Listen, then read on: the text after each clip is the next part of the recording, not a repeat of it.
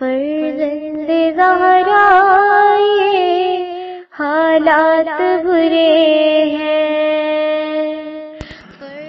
کاشانۂ بصیرت ایک ایسا مکمل یوٹیوب چینل جس پر محروم بصارت کے لیے بالخصوص اور تمام افراد کے لیے بالعموم سینکڑوں کی تعداد میں اسلامی کتب دستیاب ہیں۔ لہذا گزارش ہے کہ آپ اپنی ذمہ داری نبھاتے ہوئے کاشانۂ بصیرت کو سبسکرائب کرنے کے ساتھ ساتھ بیل آئیکن کو پریس کیجیے تاکہ آپ علم کے حصول کے ساتھ ساتھ مذہب اہل بیت کی اشاعت میں بھی اہم کردار ادا کرتے رہیں۔ کاشانۂ بصیرت، کاشانۂ بصیرت، کاشانۂ بصیرت۔ فرزند زہرا یہ حالات برے ہیں۔ السلام علیکم ورحمۃ اللہ وبرکاتہ۔ سامعین، آپ سماعت فرما رہے ہیں سورہ کوثر کی تقابلی تفسیر۔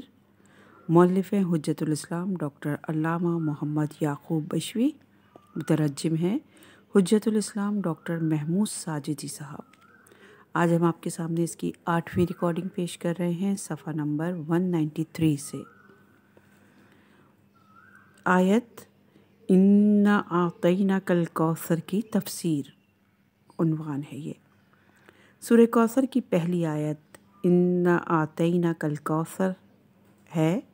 یہ سورہ منت گزاری یعنی احسان کے عنوان سے پیغمبر اکرم صلی اللہ علیہ وآلہ وسلم پر نازل ہوا ہے۔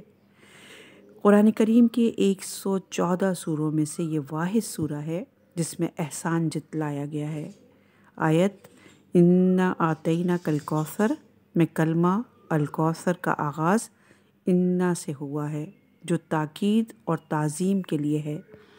اسی طرح کلمہ آتینا قرآن میں سابقہ نہیں رکھتا اور فقط سورہ ضحیٰ جو کہ نزولی لحاظ سے سورہ کوثر سے پہلے نازل ہوا ہے کہ آیت نمبر 5 میں پیغمبر اکرم صلی اللہ علیہ وآلہ وسلم کو آئندہ نزدیک میں اس طرح کی عطا کے بارے میں خبر دی گئی ہے کہ سورہ ضحیٰ کی آیت نمبر 5 میں ارشاد ہوتا ہے وَلَسَوْفَ يُعْطِيكَ رَبُّكَ فَتَرْضَىٰ،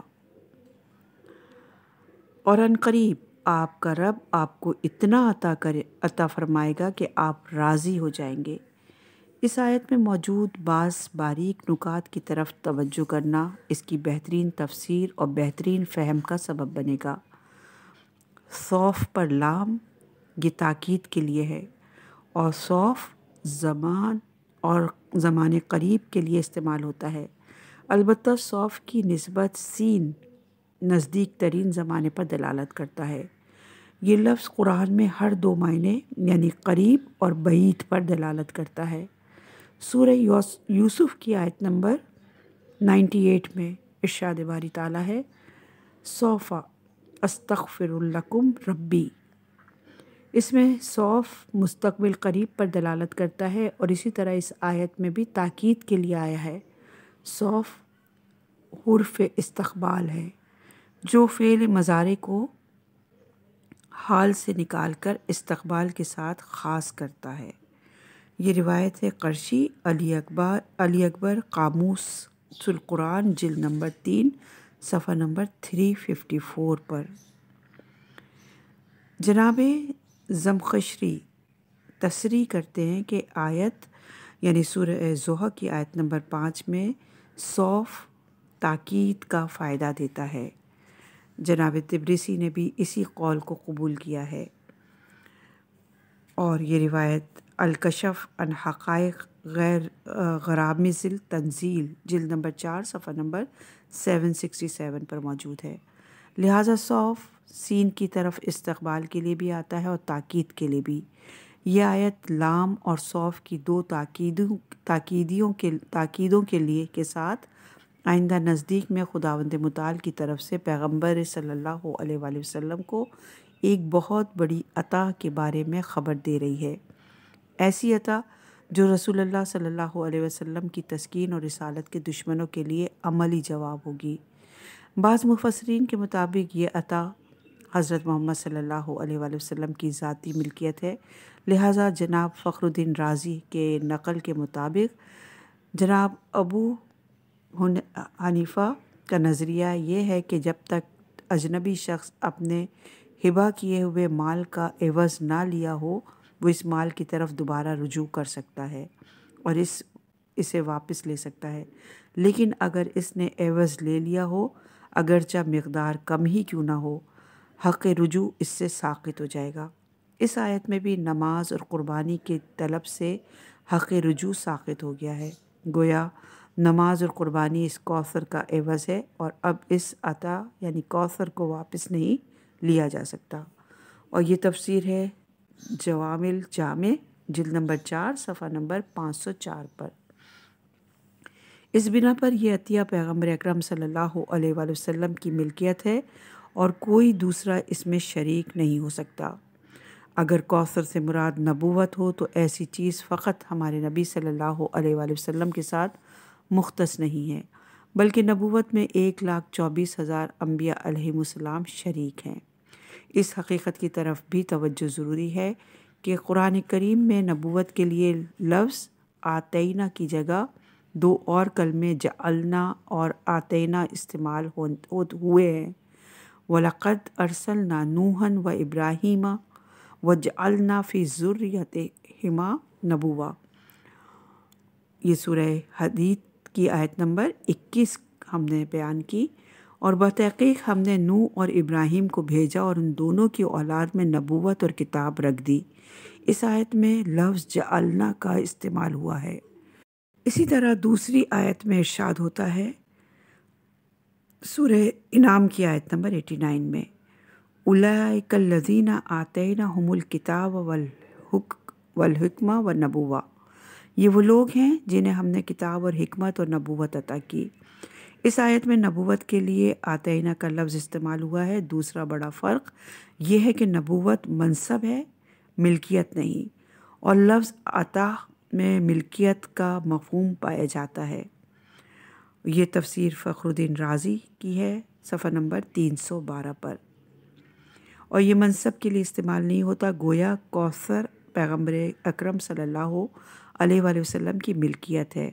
عطا میں دوام، استمرار اور غیر متناہی فضل پایا جاتا ہے۔ عطا میں شخص کی ملکیت قابل تصور ہوتی ہے، جیسا کہ قرآن کریم نے حضرت سلیمان علیہ السلام کے بارے میں کہا، ھذا عطاؤنا فمنن امسکا بغیر حساب، یہ ہماری عنایت ہے، جس پر چاہو احسان کرو اور جس کو چاہو روک دو، اس کا کوئی حساب نہیں ہوگا۔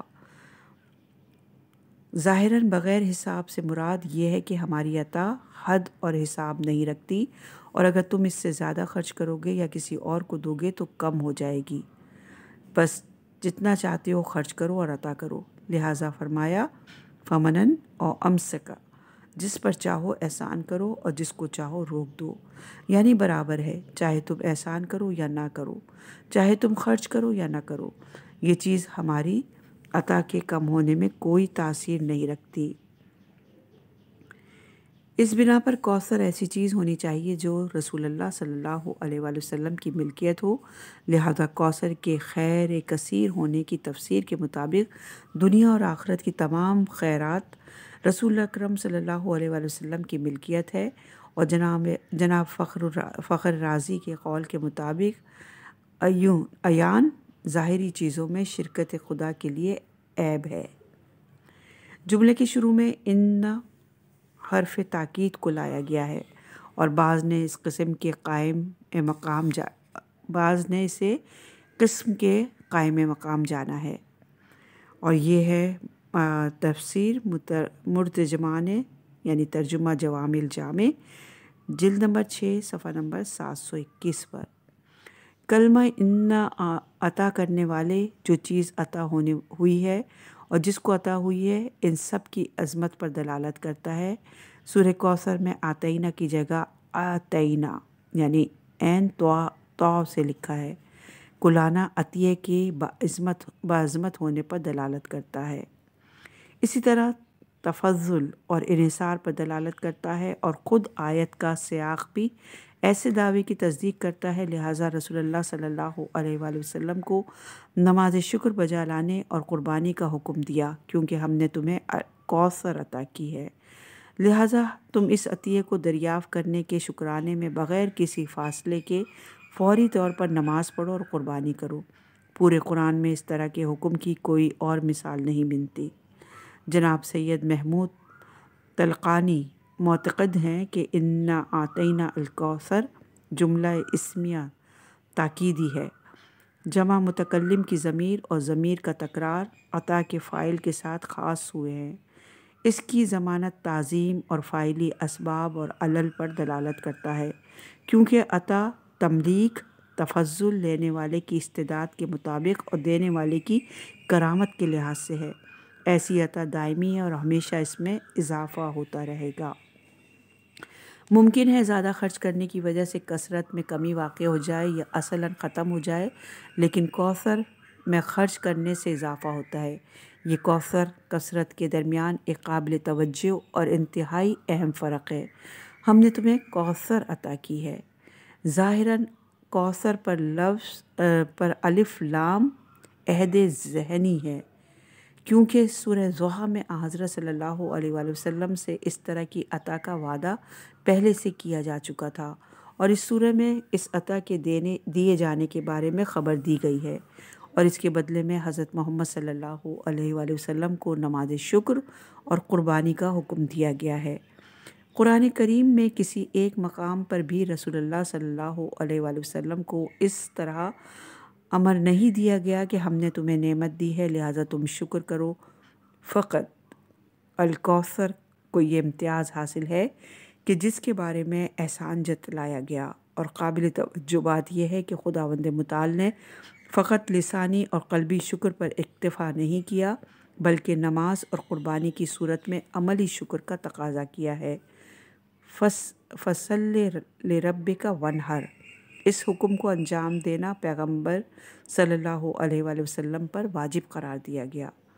ارتباط معنوی میں نماز بہت اہم کردار کی حامل ہے، گویا خالق اور مخلوق کے درمیان رابطے میں نماز پل کی حیثیت رکھتی ہے۔ انسان کے تمام اعمال کا دار و مدار اسی نماز کی قبولیت اور عدم قبولیت پر ہے، جیسا کہ امام باقر علیہ السلام نے ایک انتہائی اہم روایت میں ارشاد فرمایا کہ قیامت کے دن بندوں سے پہلا سوال نماز کے بارے میں ہوگا۔ اگر کسی کی نماز قبول ہو گئی تو اس کے دوسرے اعمال بھی قبول ہو جائیں گے۔ اور یہ روایت محمد بن یعقوب کلینی کی کتاب الکافی جلد نمبر 3 صفحہ نمبر 267 پر موجود ہے۔ مقام بندگی میں نماز سے بڑھ کر کوئی چیز اللہ کے نزدیک کرنے میں اہم نہیں ہے، لہٰذا رسول اللہ صلی اللہ علیہ وآلہ وسلم کو اس باعظمت چیز کے بجا لانے اور اس سے تمسک کرنے کا حکم دیا گیا ہے۔ در حقیقت الکوثر براہ راست عالم ملوکت کے ساتھ ارتباط رکھتی ہے، اور یہ خالق کے ساتھ ایسا رابطہ ہے جو کبھی ٹوٹنے والا نہیں ہے۔ اس لیے اللہ کا رسول صلی اللہ علیہ وآلہ وسلم کے لیے پہلا حکم خالق کے ساتھ رابطہ ہے، تاکہ روحی تبدیلی اور خلق سے خالق کی طرف انقطاع حاصل ہو جائے، عالم معانی کے ساتھ ارتباط برقرار ہو جائے، تاکہ اس طرح کی عطا کو وصول کرنے کے لیے مقدمہ فراہم ہو جائے۔ دوسری طرف سے یہ عطیہ اس قدر باعظمت اور اہمیت کا حامل ہے کہ عالم ملک میں بھی اس طرح کی عطا کے دریافت ہونے کے آثار نمودار ہوں، لہٰذا قربانی کا دستور دیا۔ قربانی کی چند قسمیں ہیں، جیسا کہ گائے کی قربانی، بکرے کی قربانی اور اونٹ کی قربانی۔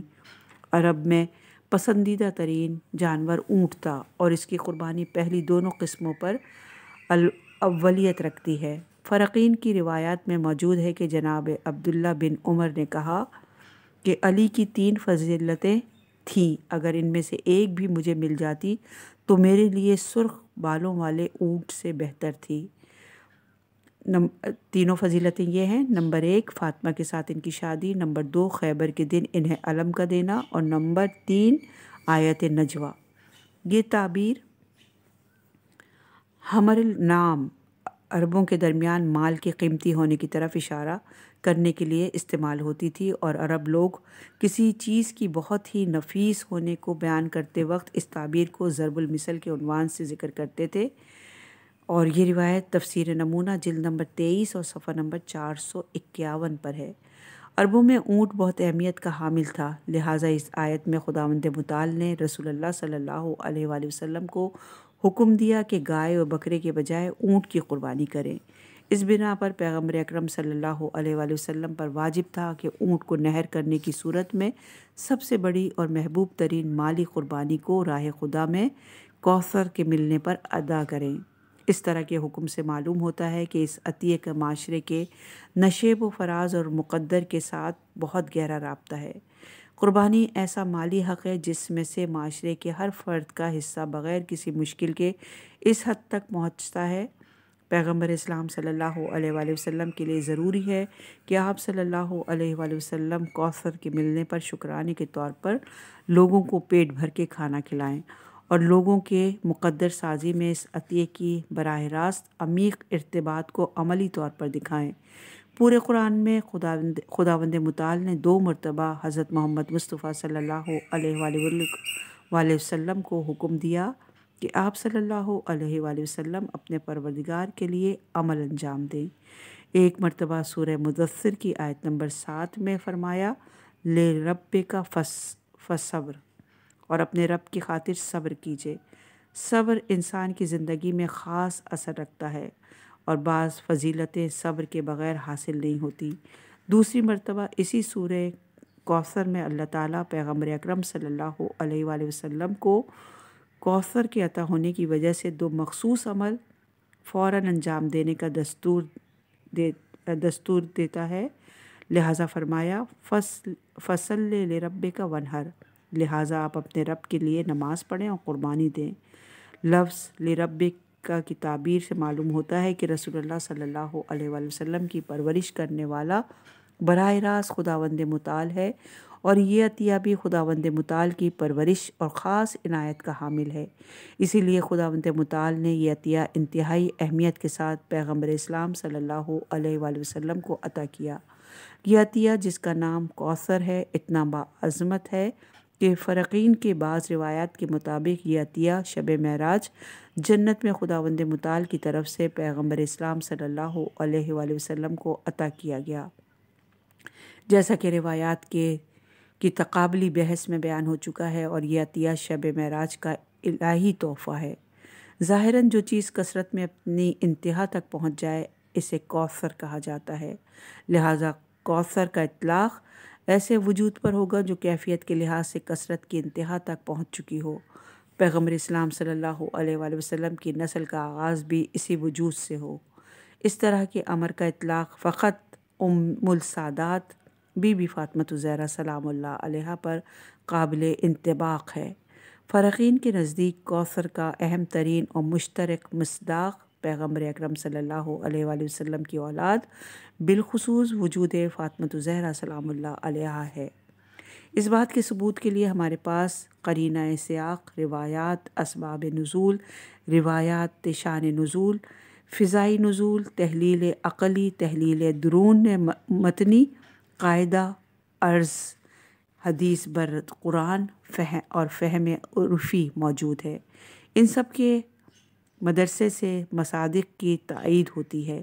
اس قول کو قبول کرنے سے تفسیری بیان میں کسی قسم کا کوئی خلل واقع نہیں ہوتا، اور جناب فاطمہ سلام اللہ علیہا کا کوثر کا مصداق ہونا قوی ترین مصداق اور محکم ترین نظریہ ہے، جس کو فرقین کے بہت سارے علماء اور بالخصوص مفسرین نے تسلیم کیا ہے۔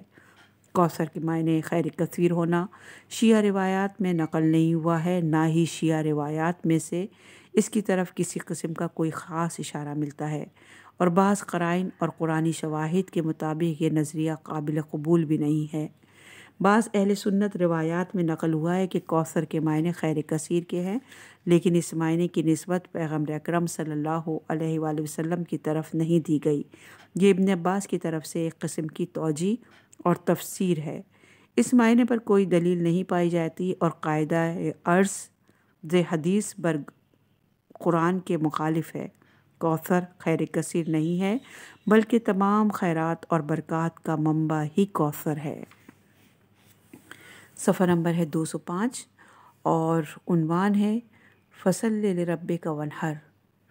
فرقین کی روایات میں قرآن کریم میں کلمہ صلات سے صیغہ امر فقط ایک مرتبہ استعمال ہوا ہے اور وہ بھی اسی سورہ کوثر کی اس آیت میں صلی فعل امر کی صورت میں آیا ہے، ورنہ کلمہ الصلاۃ ہمیشہ اقیمو کے ساتھ استعمال ہوا ہے۔ یہ تعبیر قرآن کریم میں سابقہ نہیں رکھتی بلکہ ایک نئی روش ہے۔ ہر دو حکم نماز و قربانی رسول خدا صلی اللہ علیہ وآلہ وسلم پر فوری واجب تھے اور فقط ذات پیغمبر صلی اللہ علیہ وآلہ وسلم کے ساتھ مختص تھے کہ ہر دو امر کو فوراً انجام دیں۔ فصلے کا معنی، فرقین کی تفاسیر میں کلمہ صلی کے لیے کچھ معنی بیان ہوئے ہیں اور ان معنی کو شیعہ اور اہل سنت روایات کی روشنی میں مورد بحث قرار دیا جائے گا۔ شیعہ روایات، صفحہ نمبر 206۔ شیعہ روایت میں صلی کے کچھ معنی نقل ہوئے ہیں کہ ان میں سے بعض قابل قبول نہیں ہیں، البتہ کلمہ صلی کے لیے جو معنی بیان کیے گئے ہیں ان میں سے بعض معنی کو بعض شیعہ مفسرین نے قبول کیا ہے۔ اب یہاں کچھ اس حوالے سے مصادیق بیان کرتے ہیں۔ نمبر 1، نماز۔ بعض شیعہ تفسیری کتب میں صلی کے معنی مطلق نماز نقل ہوا ہے، جیسا کہ جناب شیخ طوسی نے اس معنی کو نقل کیا ہے اور اسے قبول بھی کیا ہے۔ اس نظریے میں تصریح نہیں کی گئی کہ یہاں پر نماز سے مراد کیا ہے، آیا نماز سے مراد نماز واجب ہے یا نماز مستحب یا نماز شکر۔ اگر صلی سے مراد نماز واجب لیں تو یہ نظریہ قابل قبول نہیں ہے، چونکہ ابھی تک نماز واجب ہی نہیں ہوئی تھی، پس کیسے ممکن ہے کہ اس سے مراد بطور مطلق نماز لیے جائے؟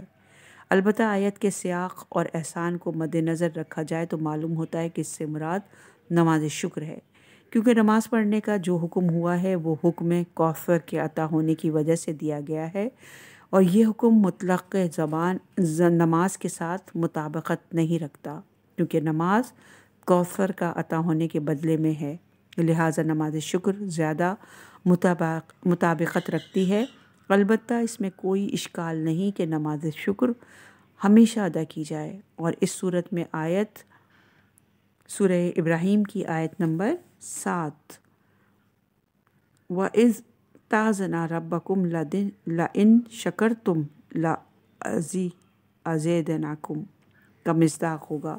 شکر دائمی نعمت کے دائمی ہونے کا سبب بنتا ہے، اسی طرح قربانی کا تکرار خداوند متعال کی خاص توجہ اور عنایت کا سبب بنتا ہے، اور یہ ایک پسندیدہ اور مرغوب عمل ہے جس کی منافعت میں ملت اور رہبری دونوں ہی شریک ہیں۔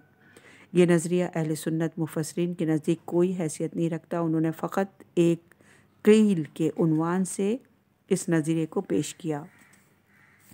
نمبر 2، نماز عید۔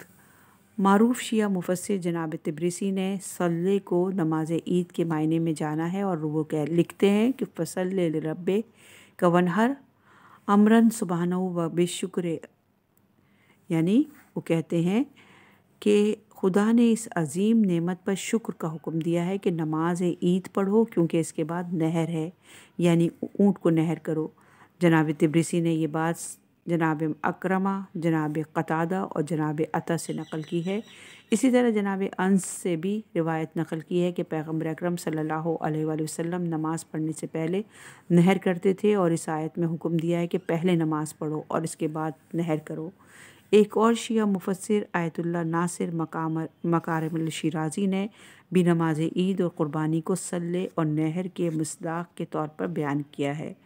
البتہ اس حقیقت کی طرف بھی متوجہ ہونا چاہیے کہ سورہ کوثر کے نزول کے وقت یومیہ نماز ابھی پیغمبر اکرم صلی اللہ علیہ وآلہ وسلم پر واجب ہی نہیں ہوئی تھی۔ نماز عید بھی مدینہ ہی میں پڑھی ہے، نہ مکہ میں۔ پس اس دور میں نماز سے مراد نماز عید نہیں تھی، چونکہ نماز عیدین مدینہ میں واجب ہوئی ہے، اور اس کے واجب ہونے کی تاریخ ہجرت کا دوسرا سال ہے۔ لہٰذا اس اصل اور تاریخی پس منظر کو مد نظر رکھتے ہوئے نماز عید کو فصلی کا مصداق قرار دینا مکمل سیاق آیات کے مخالف امر ہے، کیونکہ نماز کا امر کوثر کے عطا ہونے کے مقابلے میں ہے، جبکہ یہ سورہ بعثت کے آغاز میں نازل ہونے والے سوروں میں سے ہے، اور نماز کی علت کوثر کے عطا ہونے کو جانا ہے۔ اس بنا پر یہ نظریہ قابل قبول نہیں ہے، لیکن اس نقطے کی طرف توجہ ضروری ہے اور لازم ہے۔ قاعدہ جری اور تطبیق کے تحت صلی سے مراد نماز عید صحیح ہے اور یہ ایک عام قانون ہے جو قرآن میں جاری و ساری ہے، اور اس طرح اس آیت کو ایک نئی زندگی اور جہت بھی ملے گی۔ نماز شکر، بعض شیعہ مفسرین جیسا کہ محمود طلاقانی، علامہ طباطبائی اور حبیب اللہ شریف کاشانی نے سورہ کوثر میں صلے کو نماز شکر کے معنی میں جانا ہے، اور یہ روایت میزان جلد نمبر 20 صفحہ نمبر 640، تفسیر ست سور صفحہ نمبر 423 میں بھی موجود ہے۔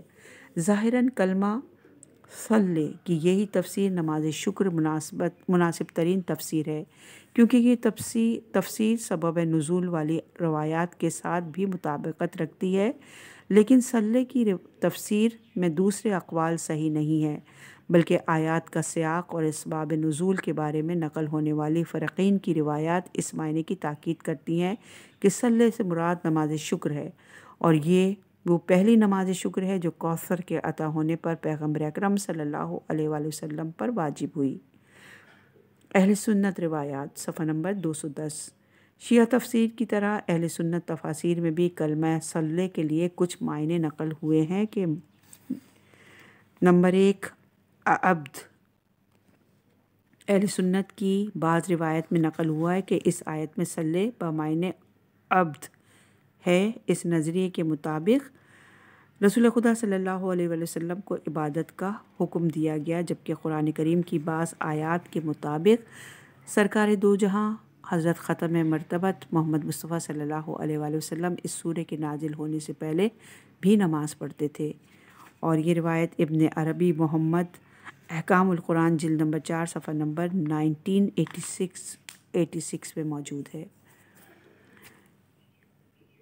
کیا آپ نے اس شخص کو دیکھا ہے جو سورہ علق کی آیت نمبر 9 سے 12 میں ارشاد باری تعالیٰ ہے کہ کیا آپ نے اس شخص کو دیکھا ہے جو روکتا ہے ایک بندے کو جب وہ نماز پڑھتا ہے؟ کیا آپ نے دیکھا ہے کہ اگر وہ بندہ ہدایت پر ہو یا تقوی کا حکم دے؟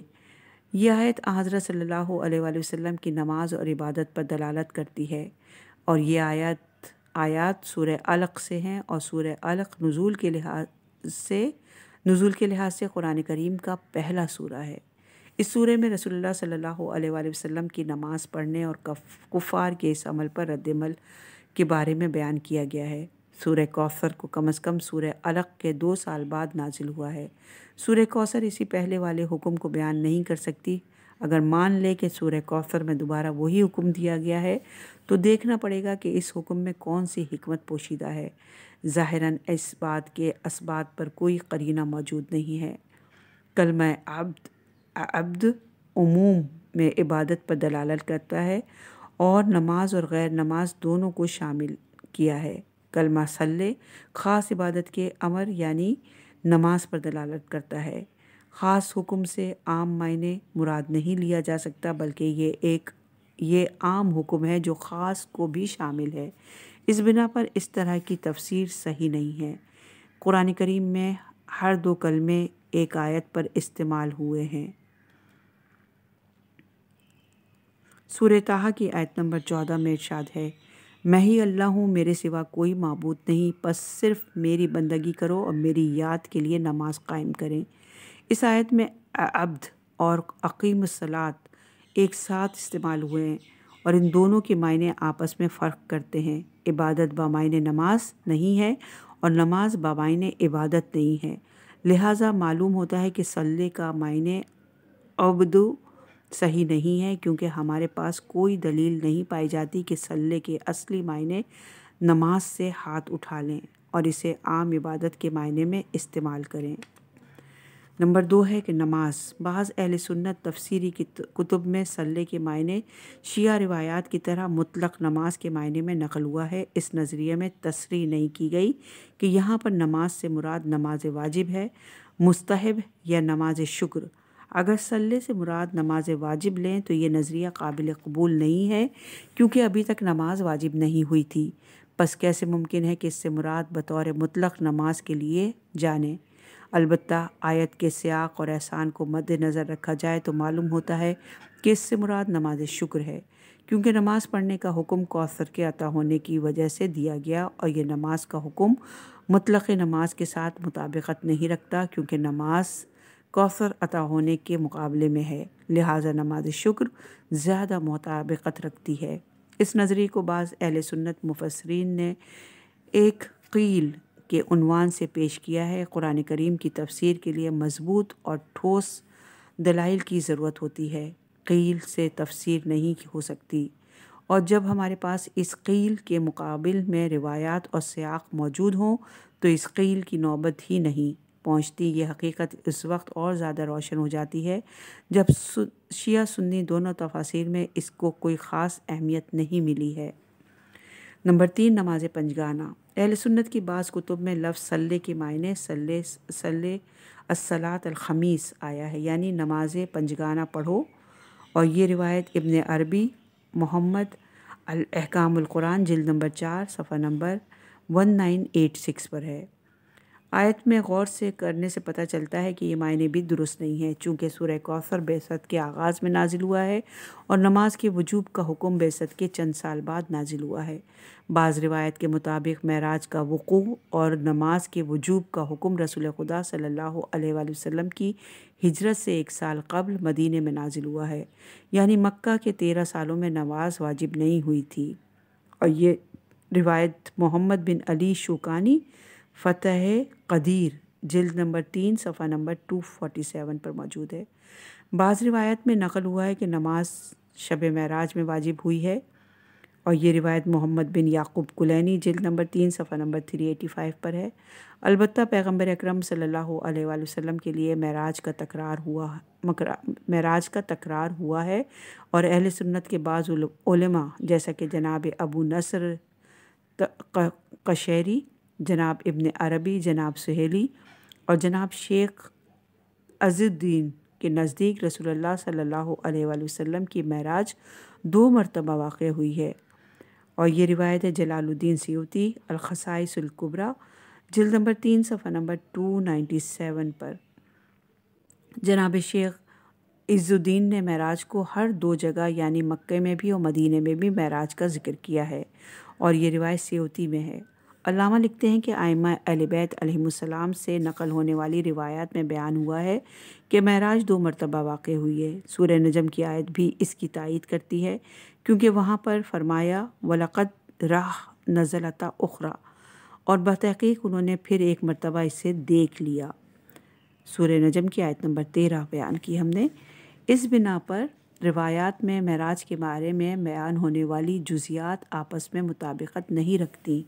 ممکن ہے اس میں سے ایک قسم کی روایات پہلی معراج اور دوسری قسم کی روایات دوسری معراج کے بارے میں ہوں، اور بعض روایات دوسرے مشاہدات کے بارے میں ہوں جنہیں حضرت صلی اللہ علیہ وآلہ وسلم نے ہر 2 معراج میں مشاہدہ کیا ہو، اور یہ روایت موجود ہے المیزان جلد نمبر 13 صفحہ نمبر 38 پر۔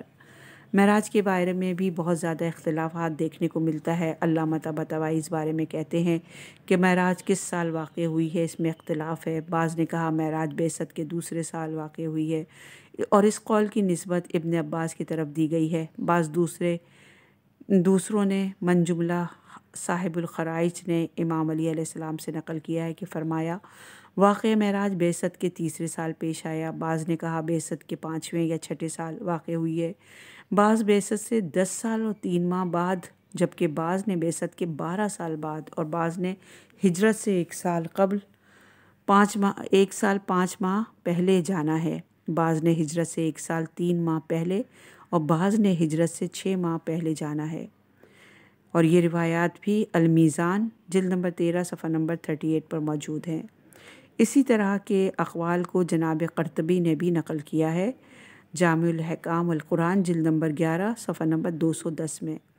اگر نماز پنجگانہ معراج میں واجب ہوئی ہے تو اس صورت میں سورہ کوثر میں نماز پنجگانہ کا امر دینا صحیح نہیں ہے۔ اس موضوع میں انتہائی اہم نقطہ یہ ہے کہ آیت میں پیغمبر اسلام صلی اللہ علیہ وآلہ وسلم سے خطاب ہے اور نماز پڑھنا ان پر واجب ہے، جبکہ ہم دیکھتے ہیں کہ بعثت اور سورہ کوثر کے نزول سے پہلے، بلکہ قرآن کریم کے پہلے سورے کے نازل ہونے سے بھی پہلے حضرت صلی اللہ علیہ وآلہ وسلم نماز پڑھتے تھے۔ علامہ طباطبائی کہتے ہیں کہ کیا سورہ علق کی آیت نمبر کو کوٹ کرتے ہیں، سورہ علق کی آیت نمبر 9 سے 12 کو، کیا آپ نے اس شخص کو دیکھا ہے جو روکتا ہے ایک بندے کو جب وہ نماز پڑھتا ہے؟ کیا آپ نے دیکھا ہے کہ اگر وہ بندہ ہدایت پر ہو اور یا تقوی کا حکم دے؟ ان آیات کو نقل کرنے کے بعد المیزان میں یہ روایت نقل ہے کہ جلد نمبر 2 میں صفحہ نمبر 27 پر نقل کرنے کے بعد دوبارہ لکھتے ہیں کہ ان آیات سے استفادہ ہوتا ہے کہ رسول خدا صلی اللہ علیہ وآلہ وسلم قرآن کے پہلے سورے کے نازل ہونے سے پہلے ہی نماز پڑھتے تھے، خود سے ہدایت کے راستے پر تھے اور دوسروں کو بھی تقوی کا حکم دیتے تھے، اور یہ چیز وہی نبوت ہے لیکن رسالت نہیں ہے۔ اور یہ روایت بھی المیزان جلد نمبر 2 صفحہ نمبر 27 پر موجود ہے۔ بعض روایات اور تاریخی مستندات شب معراج نماز کے واجب ہونے کی نفی کرتی ہیں، کیونکہ بعض روایات میں بعثت کے اوائل اور معراج سے بہت پہلے پیغمبر اسلام صلی اللہ علیہ وآلہ وسلم، حضرت علی علیہ السلام اور جناب خدیجہ سلام اللہ علیہ کا نماز پڑھنا نقل ہوا ہے، جیسا کہ جناب عائشہ کے قول کے مطابق جناب خدیجہ سلام اللہ علیہ نماز یومیہ کے واجب ہونے سے پہلے فوت ہو چکی تھیں۔ بعض روایت کے مطابق حضرت علی سلام اللہ علیہ اور جناب خدیجہ سلام اللہ علیہ دوسروں سے 7 سال اور 1 مہینے پہلے رسول خدا صلی اللہ علیہ وآلہ وسلم کے ساتھ نماز پڑھتے تھے۔ اسی کی تائید میں جناب ابو رافع کہتے ہیں کہ یہ بات تاریخی مسلمات میں سے ہے کہ حضرت علی علیہ السلام اور جناب خدیجہ سلام اللہ علیہ نماز یومیہ کے واجب ہونے سے پہلے پیغمبر اسلام صلی اللہ علیہ وآلہ وسلم کے ساتھ نہ فقط نماز پڑھتے بلکہ جماعت کے ساتھ نماز پڑھتے رہے ہیں، جیسا کہ عفیف کندی کہتا ہے کہ میں ایک تاجر تھا، حج کے موقع پر کسی تجارتی کام سے عباس بن عبد المطلب کے پاس گیا جو کہ خود بھی تاجر تھے تاکہ ان سے کچھ سامان خریدوں۔ ایک دن میں مینا میں تھا تو اچانک ساتھ والے خیمے سے ایک شخص باہر نکلا اور سورج کو دیکھ رہا تھا۔ جب اس نے دیکھا کہ سورج مغرب کی طرف مائل ہو چکا ہے اور نصف آسمان سے آگے جا چکا ہے تو وہ کھڑا ہوا اور نماز میں مشغول ہو گیا۔ اس کے بعد میں نے دیکھا ایک خاتون اسی خیمے سے نکلی اور ان کی اقتداء کی اور اس کے ساتھ نماز پڑھی۔ پھر ایک نوجوان بھی اسی خیمے سے باہر آیا اور ان کے ساتھ نماز پڑھی۔ کیونکہ یہ منظر میرے لیے نیا تھا اور حیران کن تھا، لہٰذا میں نے عباس سے پوچھا، اے عباس، یہ مرد کون ہے؟ اس نے کہا، یہ میرے بھائی کے بیٹے محمد بن عبداللہ بن عبد المطلب ہیں۔ میں نے پوچھا، یہ عورت کون ہے؟ انہوں نے کہا، یہ ان کی زوجہ خدیجہ بنت خویلد ہے۔ میں نے پوچھا، یہ نوجوان کون ہے؟ انہوں نے کہا، یہ اس کے چچا کا بیٹا علی ہے۔ میں نے پوچھا، یہ عمل کیا تھا؟ کہا، نماز پڑھنا، اور گمان کرتا ہے کہ وہ پیغمبر ہیں، لیکن اس خاتون اور نوجوان کے علاوہ کوئی بھی اس کی پیروی نہیں کرتا۔ وہ عقیدہ رکھتا ہے کہ عنقریب قیصر و کسریٰ کے خزانوں پر قبضہ کرے گا اور اس کی سرزمین کو فتح کرے گا۔ یہ عفیف اشعث بن قیس کا چچا زاد بھائی ہے جو کچھ عرصے بعد مسلمان ہوا اور افسوس کے ساتھ کہتا تھا کہ اگر اس دن مسلمان ہوتا تو مردوں میں اسلام لانے والوں میں سے دوسرا فرد میں ہوتا اور اسلام میں پہل کرنے کی فضیلت سے مستفید ہوتا۔ بعض روایات میں عبارت ثانیاً نقل ہوئی ہے۔ اس روایت کو نقل کرنے کے بعد کتاب کے مؤلف نے اسے صحیح جانا ہے، اور یہ روایت عبد الرحمن بن محمد بن ہبۃ اللہ بن عساکر الاربعین فی مناقب الامہات المومنین رحمۃ اللہ علیہ اجمعین صفحہ نمبر 49 پر موجود ہے۔ بعض روایات میں ربہم نقل ہوا ہے، اور عباس نے کہا کہ آپ جانتے ہیں یہ نوجوان کون ہے؟ یہ نوجوان میرے بھائی کا بیٹا محمد بن عبداللہ بن عبد المطلب ہے۔ آپ جانتے ہیں یہ نوجوان کون ہے؟ یہ میرے دوسرے بھائی کا بیٹا علی بن ابی طالب ہے۔ آپ جانتے ہیں یہ عورت کون ہے؟ یہ خویلد کی بیٹی خدیجہ محمد کی زوجہ ہے۔ جان لو کہ اس میں میرے بھتیجے نے مجھ سے کہا کہ اس کا پروردگار آسمانوں اور زمین کا پروردگار ہے، اس نے اس کو اس دین کا امر دیا ہے کہ جس پر وہ ہے۔ خدا کی قسم، زمین پر ان 3 افراد کے علاوہ کوئی بھی اس دین پر نہیں ہے۔ عفیف نے کہا، میں نے آرزو کی کہ میں ان میں سے چوتھا ہو جاؤں۔ اور یہ روایت موجود ہے ابن عبد البر استجاب فی المعرفۃ الاصحاب جلد نمبر 1 صفحہ نمبر 385 پر۔ اس بنا پر صلے کے معنی نماز پنجگانہ صحیح نہیں ہے، کیونکہ نماز تو ابھی واجب ہی نہیں ہوئی تھی تاکہ ہم اس کوثر کے مصادق قرار دیں، لہٰذا یہ نظریہ بھی درست نہیں ہے۔ سورہ کوثر کا بیان جاری ہے اور انشاءاللہ کہ اگلی ریکارڈنگ میں اس پہ مزید گفتگو